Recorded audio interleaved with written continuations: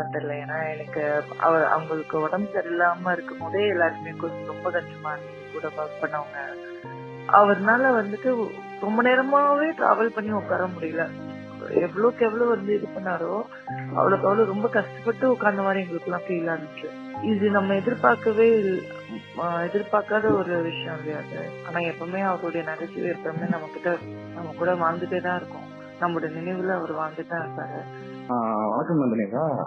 நம்ம ரோபோசங்கர் நம்ம விட்டு வெகு தூரம் பயணிச்சிட்டாரு. இந்த செய்தியை கேட்கும்போது உங்களுக்கு என்னக்கா தோணுச்சு, என்னக்கா ஃபீல் ஆச்சு? எனக்கு ரொம்ப கஷ்டமா தான் இருந்தது.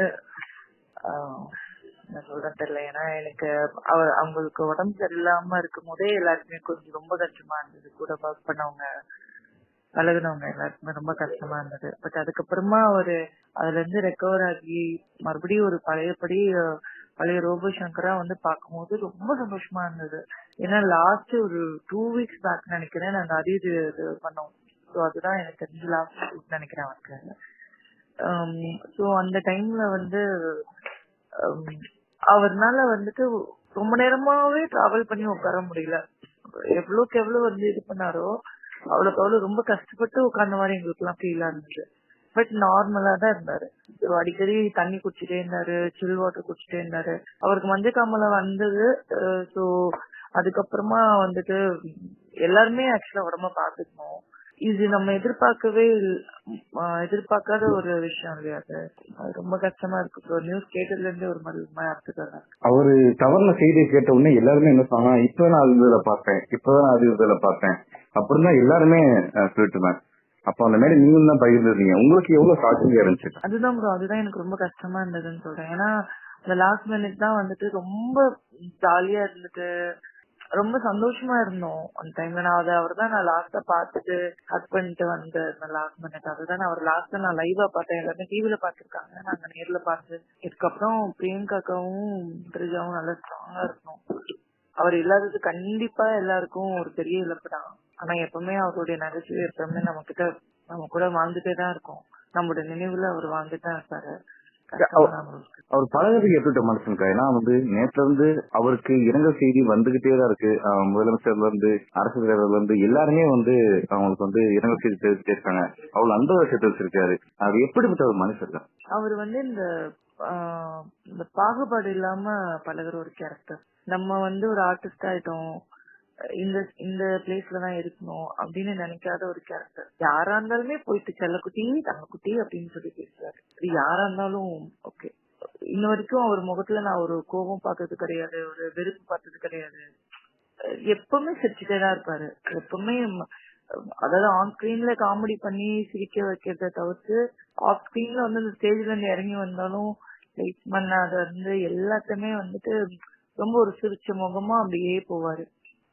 அது கேட்கும் போது கொஞ்சம் கஷ்டமா தான் இருந்துச்சு. நிறைய பேர் பேசும்போது எல்லாத்துக்குமே ஒரு அட்வைஸ் அவர் சொல்லியிருக்காரு ஒரு தருணத்துல. அது ரொம்ப ஹெல்ப்பா இருக்கு.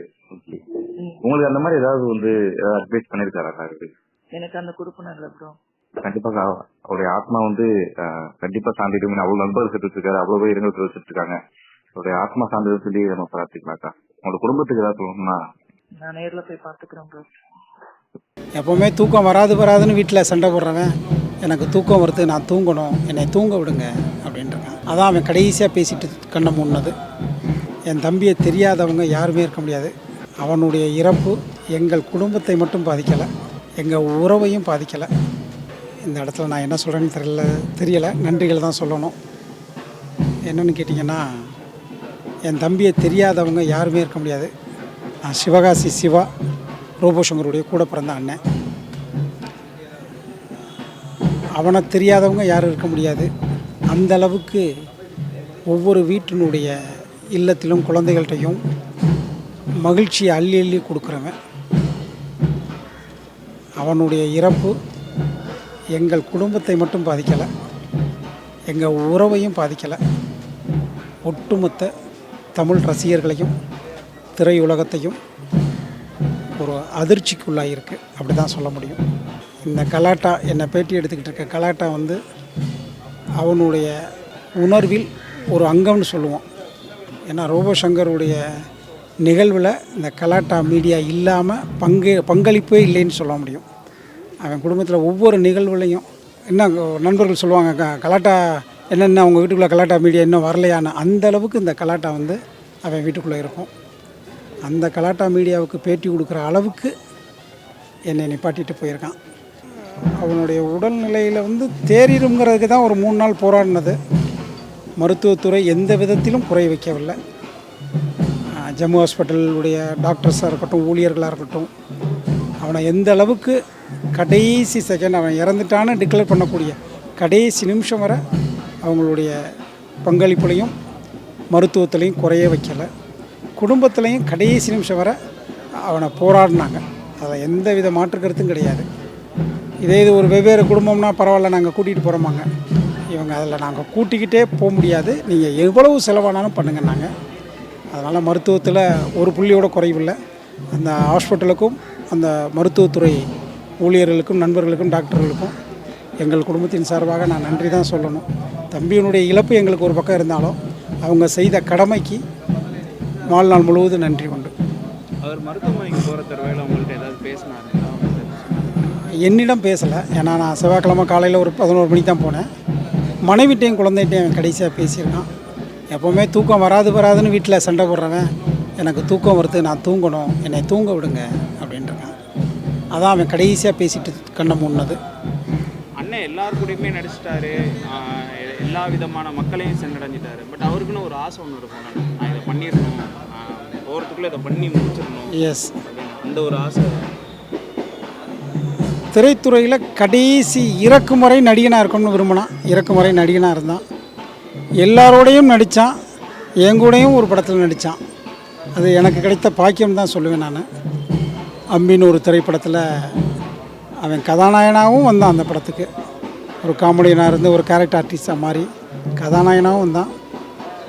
ஸோ அவனுடைய கடைசி ஆசை, என்னுடைய கடைசி நிமிடம் வரை நான் மக்களோட அவங்கள ஏதோ ஒரு ரூபத்தில் நான் மகிழ்விக்கணும். அது இந்த திரைத்துறையில், மேடையில், மீடியாவில் அவங்கள சந்தோஷப்படுத்தணுமா அதை பண்ணிட்டு தான். ஏன்னா அவனுடைய கடைசி நிமிஷம் ஒரு ஷூட்டிங்கில் தான் அவன் வந்து மயக்க நிலைக்கு வந்தது. ஸோ வீட்டில் இருந்து கூட வரல.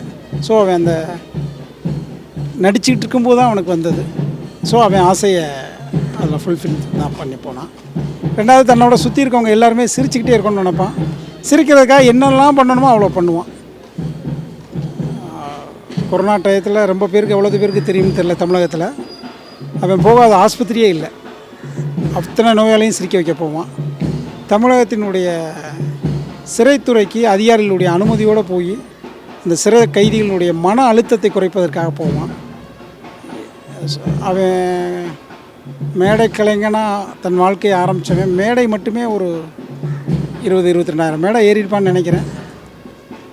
அதில் எத்தனையோ ஆயிரங்கள் கோயிலில் தான் அவனுடைய கச்சேரி நடந்திருக்கும். கோயில் கும்பாபிஷேகம், கோயில் திருவிழா, கோயில் கூட. அதனால் நேற்றோட ஒரு நண்பர் சொன்னார், எத்தனையோ கோயிலில் நாங்கள் கச்சேரி பண்ணியிருக்கோமேன்னு ஒரு வருத்தத்தை பதிவு பண்ணார். ஸோ அது மாதிரியா சந்தோஷத்துக்காகவே, அடுத்தவங்க சந்தோஷத்துக்காகவே அவன் தூங்காமல் ஒழுங்காக சாப்பிடாமல் ட்ராவல் பண்ணிக்கிட்டே இருப்பான். காலையில் இங்கேம்மா, மதியம் இங்கேம்மா, ராத்திரி இங்கேம்மா. காரணம், அந்த மக்களை ஏதோ ஒரு ரூபத்தில் நாம் சந்திக்க வேண்டும், அவங்கள சந்தோஷப்படுத்த வேண்டுங்கிறது இதுதான் அவனுடைய நோக்கம். அண்ணனை மாதிரி இருக்கிற சக கலைஞர்கள், ஏன்னா அவங்கள வந்து ஒரு புகழுக்காக, ஒரு பணத்துக்காகவும் புகழுக்காகவும் அலைஞ்சிக்கிட்டே இருக்காங்க, தூக்கம் இல்லாமல் உடம்பை பார்த்துக்காங்க. அவங்களுக்குலாம் நீங்கள் சொல்லணும்னா என்ன சொல்லுங்கள்? இன்றைய காலகட்டத்தில் நம்ம யாருக்கும் யோசனை சொல்கிற அளவுக்கு இல்லை. எல்லாருக்கும் எல்லாம் தெரியும். இருந்தாலும் தனக்குன்னு ஒரு குடும்பம் இருக்குது, தன்னுடைய உடல்நிலையும் இருக்குது.